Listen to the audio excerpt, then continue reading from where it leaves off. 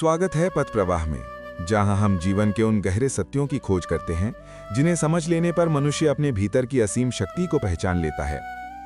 यहां हम श्री कृष्ण के ज्ञान, जीवन के रहस्यों और आत्मा के अनुभवों की उस यात्रा पर चलते हैं जो हमें हमारे असली स्वरूप से मिलाती है। आज हम एक ऐसे सत्य की बात करेंगे जो जितना सरल लगता है उतना ही गहरा है।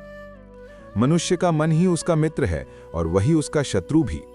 सोचो जरा, वही मन जो हमें सफलता की ऊंचाइयों तक पहुंचा सकता है, वही हमें दुख, भय और भ्रम के अंधकार में भी गिरा देता है। मन ही वह शक्ति है जो जीवन को स्वर्ग बना सकती है, और वही शक्ति जब अनियंत्रित होती है तो जीवन को नरक बना देती है। यही कारण है कि श्री कृष्ण ने गीता में कहा, जो अपने मन को जीत लेता है वही संसार को जीत लेता है। क्योंकि जब मन साध लिया जाता है तब व्यक्ति के लिए कुछ भी असंभव नहीं रहता। आज की इस यात्रा में हम समझेंगे कि मन को कैसे मित्र बनाया जाए, उसे कैसे साधा जाए और कैसे श्री कृष्ण का ये गूढ़ ज्ञान हमारे जीवन को प्रकाशमय बना सकता है। मनुष्य का मन ही उसका सबसे बड़ा मित्र है और वही उसका सबसे बड़ा शत्रु भी।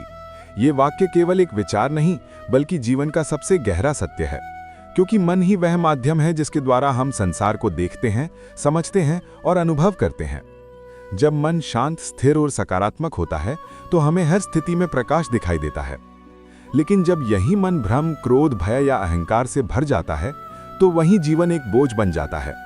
श्री कृष्ण ने गीता में यही कहा, जो व्यक्ति अपने मन को जीत लेता है वह संसार को जीत लेता है।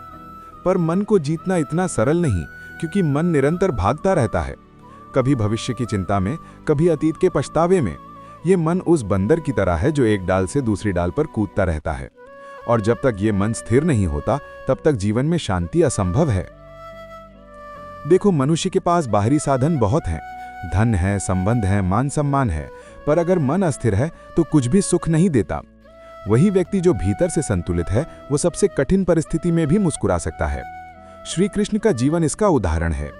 महाभारत का युद्ध जब चल रहा था, चारों ओर मृत्यु और विनाश था, पर कृष्ण का मन अचल था, क्योंकि वे जानते थे कि जो हो रहा है वो धर्म के लिए है, और जो धर्म के लिए होता है वो अंततः कल्याण लाता है।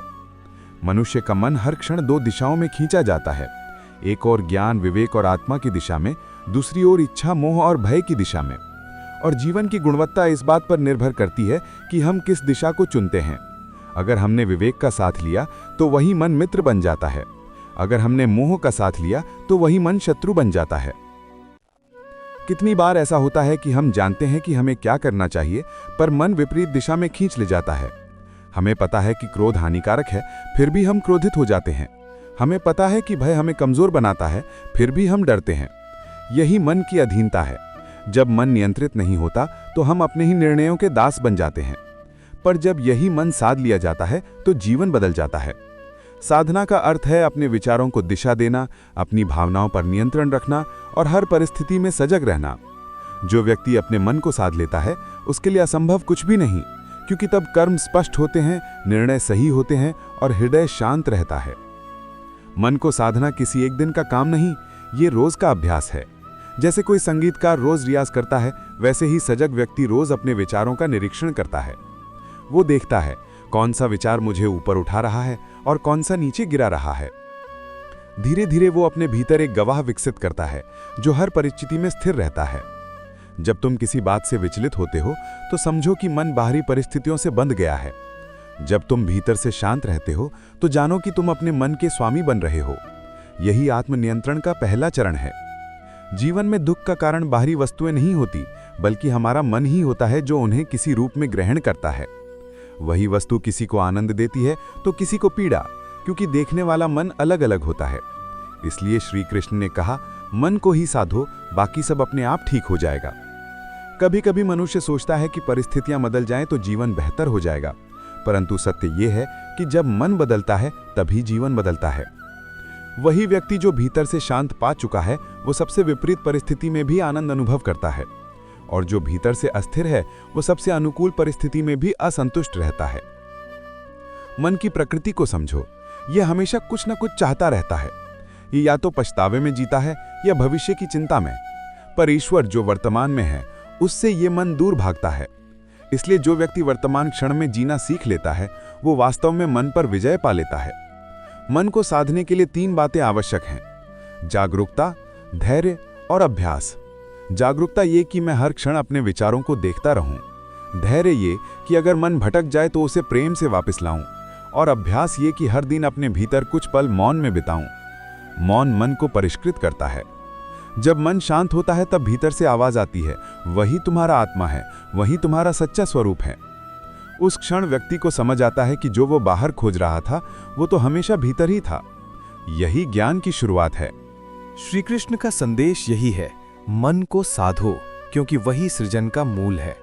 मन के विचार ही कर्म बनते हैं, कर्म ही आदतें बनाते हैं और आदतें ही चरित्र। जब मन शुभ होगा तो कर्म शुभ होंगे। जब मन निर्मल होगा तो जीवन प्रकाश से भर जाएगा। मन की शक्ति असीम है। वही व्यक्ति जो अपने मन को केंद्रित कर सकता है वो असंभव को संभव बना सकता है। इतिहास के हर महान व्यक्ति ने पहले अपने मन को साधा, फिर संसार को बदला। बुद्ध ने, अर्जुन ने, कृष्ण ने, सबने पहले अपने भीतर के युद्ध को जीता। अर्जुन का भ्रम, उसका डर, उसका मोह सब उसके मन की ही उपज थे। और जब श्री कृष्ण ने उसे गीता का ज्ञान दिया तब वो भीतर से मुक्त हुआ। उसने कहा, अब मेरा मोह नष्ट हो गया है, अब मैं स्थिर हूं। यही मन की विजय है। इसलिए जब भी जीवन में भ्रम हो, जब भी भय हो, जब भी मन अशांत हो, तब कृष्ण के इस वचन को याद करो। मनुष्य का मन ही उसका मित्र है और वही उसका शत्रु भी। अगर मन को साध लिया तो संसार तुम्हारे अधीन हो जाएगा। कभी भी परिस्थितियों को दोष मत दो। मनुष्य का भाग्य उसकी परिस्थितियां नहीं बनाती, उसका मन बनाता है। वही मन जो सोचता है कि वो कुछ नहीं कर सकता, वही अगर विश्वास कर ले कि वो कर सकता है तो दुनिया की कोई शक्ति उसे रोक नहीं सकती।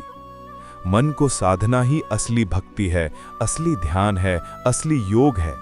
यही जीवन का उद्देश्य है, भीतर के इस अनियंत्रित घोड़े को वश में करना। और जब ये घोड़ा नियंत्रित हो जाता है तो जीवन एक दिव्य यात्रा बन जाता है। इस यात्रा में श्री कृष्ण केवल भगवान नहीं बल्कि हमारे भीतर के मार्गदर्शक हैं, जो हर बार कहते हैं, उठो अर्जुन, अपने मन को जीतो, क्योंकि वही असली विजय है। और जब तुम यह समझ लेते हो तब तुम किसी भी परिस्थिति में डगमगाते नहीं। तब जीत या हार का अर्थ बदल जाता है। तब तुम्हारा जीवन बाहरी नहीं आंतरिक हो जाता है। यही वो अवस्था है जहां मनुष्य सच्ची स्वतंत्रता को अनुभव करता है। जब मन शांत होता है तब भीतर ईश्वर का दर्शन होता है। तब व्यक्ति समझता है कि पूरा ब्रह्मांड उसी के भीतर है। यही आत्मज्ञान है, यही मोक्ष है, यही श्री कृष्ण का संदेश है। जो अपने मन को जीत लेता है वो संसार को जीत लेता है। पथ प्रवाह, जीवन के अर्थ को समझने की ये यात्रा यहीं समाप्त नहीं होती, बल्कि हर उस व्यक्ति में शुरू होती है जो अपने भीतर झांकने का साहस रखता है। अगर श्री कृष्ण के इस संदेश ने आपके मन को स्पर्श किया हो, अगर इन शब्दों ने आपके भीतर कुछ बदलने की प्रेरणा दी हो, तो इस ज्ञान को अपने जीवन में अपनाइए और इसे दूसरों तक भी पहुंचाइए। और हाँ, अगर आपको यह कथा पसंद आई हो तो हमारे चैनल पथ प्रवाह को लाइक, शेयर और सब्सक्राइब करना ना भूलें।